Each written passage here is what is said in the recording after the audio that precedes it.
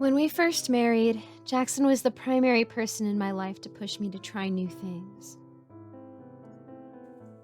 Bungee jumping, tours to the Grand Canyon, monster truck shows.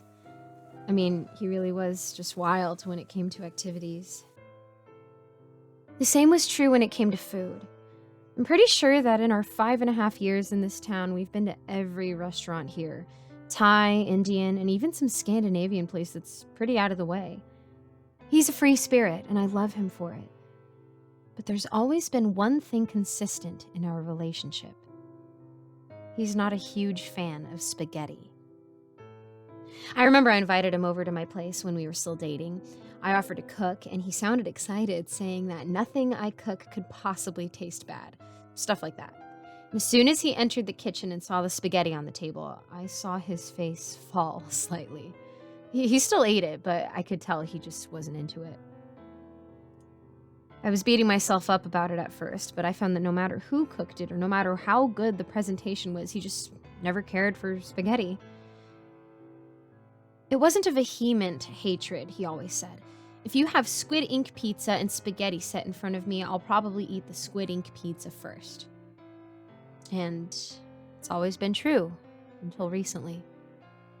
We make it a tradition to eat at every new restaurant that opens in our town, so when Spaghetti Teddies opened on Main, I spent days bugging him about it. It wasn't until I reminded him of his Google review streak that we finally went.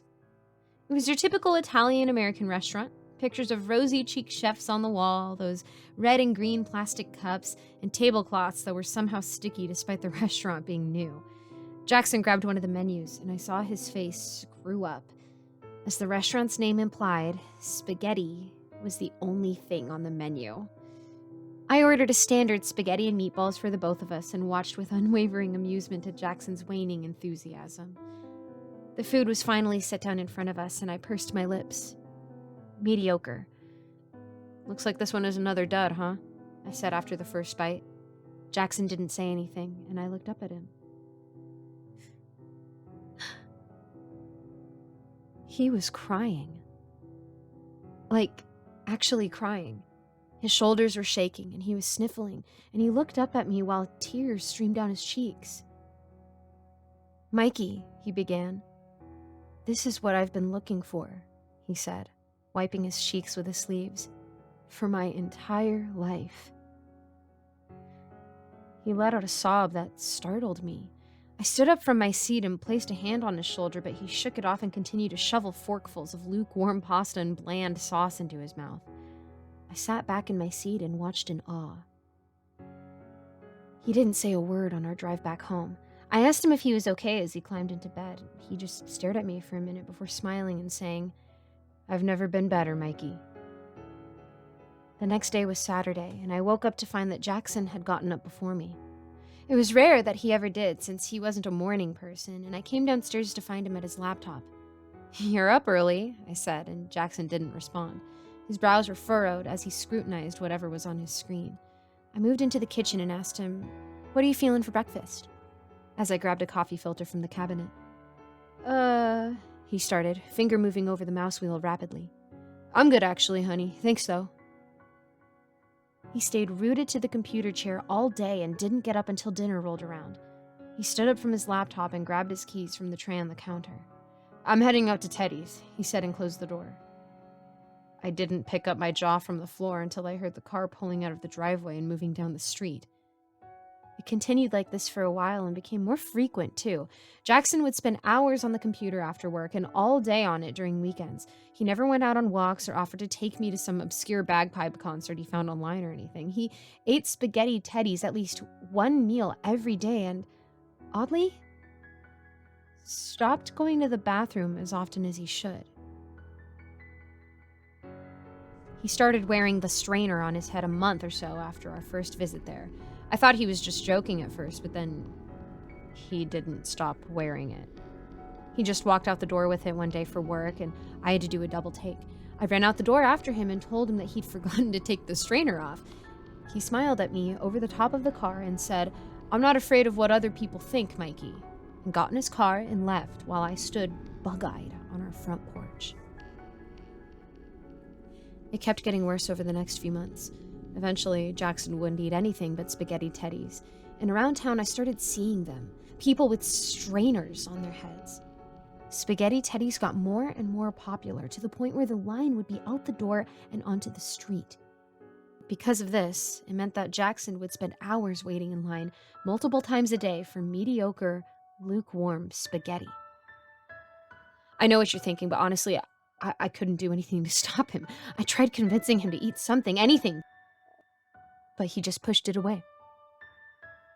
One night, when Jackson was down on another pasta coma, I snuck downstairs to his laptop. I've never been one to invade his privacy, but I can't bear to see him go on like this. I opened his laptop only to be met with a lock screen. He'd never needed one before. It's always the I got nothing to hide kind of guy. I swallowed and tried my name, and then my birthday, and then his birthday. I typed in Teddies for the last attempt, and sure enough, it worked. His desktop was just filled with folders and documents, and his search history wasn't any better. Words like Pastafarianism and flying spaghetti monster were littered throughout his history. He'd been on forums talking with other people who'd found the light and were looking to disentangle themselves. I looked at these documents spread across his desktop, and it was more of the same. Manifestos and hymns, all to this flying spaghetti monster. I shut his laptop and tried to stay quiet as I climbed back upstairs to bed. Jackson was still sound asleep, but I was wide awake for the rest of the night. I noticed his stomach when he got into bed the other night. It was bloated and bulging, and he got into bed with a wince. And then it hit me. "Honey," I started, placing a hand on his thigh. "When was the last time you used the bathroom?" I asked tentatively. Jackson just shook his head. "I can't do that, Mikey," he said. "My body is a temple. I need to ensure it remains full and pure." I shot him a look.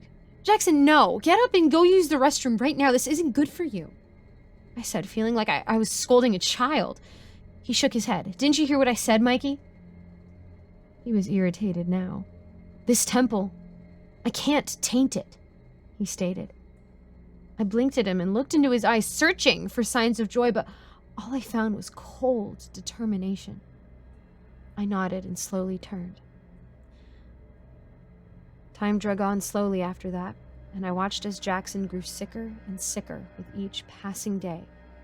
Jackson had been withdrawn before, but soon he'd stop talking to me completely. And I swear I could hear him muttering words like heretic and false worshiper under his breath. He stopped going to work and spent most of his days on his laptop or at Teddies. He started sleeping on the couch, too. Last night, I decided that I'd had enough. I went downstairs to Jackson to find him at his usual station in front of his laptop. I stood next to him for a moment before shutting it on whatever he was typing. He looked down at it for a while, and then looked at me. I had never seen him like this before. He stood abruptly, and I took a step back. "Why did you do that?" he asked, drawing closer, and I struggled for an answer. "You're not yourself anymore," I said as I backed past the staircase into the kitchen. Jackson smiled all teeth and said, "I've never been more myself, more alive than I have been these past few months." He crossed into the beam of the kitchen light, and I saw him for what felt like the first time in a while. His eyes were sunken and bloodshot, like the strainer on his head was covering his matted, unwashed hair, and his stomach was bulging in a way that looked painful and just wrong. I felt tears well up in my eyes as his smile dropped into a scowl. "I'm about to be reborn. We all are," he said, spreading his arms out at his sides. "And you heretics will live in our world or perish," he yelled. What happened next happened lightning fast and slow at the same time. I saw something in Jackson's stomach shift, and he pitched forward. The strainer on his head clattered to the ground, and he let out a howl of pain. I gathered myself from my fear and ran to his side, but he pushed me back with a force that knocked the wind out of me. I watched as he writhed on the ground, his groans of agony turning into laughs of ecstasy as his stomach pulsed and burst, ropes of pasta and blood, intestines splattering across the floor. He continued laughing, and then heaved as more pasta shot out from his mouth. I stood horrified and grieved as my husband's limbs stretched, brown skin turning into a pale yellow. He looked at me one last time, and for a moment I saw him, the man that I married. Jackson had loved everyone and wanted to try everything, but then the light died from his eyes, and he was reduced to nothing but a pile of pasta and gore. I burst through my front door at the same time as one of my neighbors. She was a teenager, no older than 16. She screamed at something in her doorframe and then flinched as she was covered in stringy bits of blood and pasta. Behind me, a wet slithering caught my attention. Whatever was left of Jackson's corpse was alive, and it was coming for me. I looked back to the girl only to find her struggling on the ground, tendrils of pasta coming to wrap around her neck. The tendrils behind me pulsed and lunged, and I jumped out of the way. I leapt over them back into the house to get my keys and nearly tripped as I ran back off the porch to the car. I got in and started it, my bare feet pushing down on the gas pedal as I peeled out of the driveway and away from my home. It was chaos outside. People clutching their stomachs and bursting from the inside out, masses of pasta slithering across the sidewalk and strangling whoever was in their way. I kept driving, and then I saw it. Long, thick ropes of pasta stretching across the asphalt and leading into one building. Spaghetti Teddies. The pasta tendrils burst free from the building, and I swerved as they came from my car. I pressed harder in the gas and sped through what was left of the town, eventually making it out onto the highway. I stopped to get gas and decided to type this out for anyone who wanted to know what happened to my town. There's nothing left. Nothing from my life. Nothing of my husband or my friends. I'm all alone. And it's all because of Spaghetti Teddies.